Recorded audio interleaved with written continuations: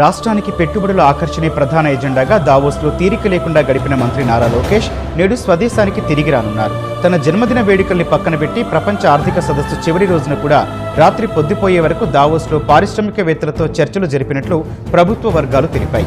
లోకేష్ చొరవతో RMZ సంస్థ రాష్ట్రంలో $10 బిలియన్ భారీ పెట్టుబడులు పెట్టేందుకు ముందుకొచ్చింది. ఈ భారీ పెట్టుబడి ఆరంభం మాత్రమేనని లోకేష్ తెలిపారు.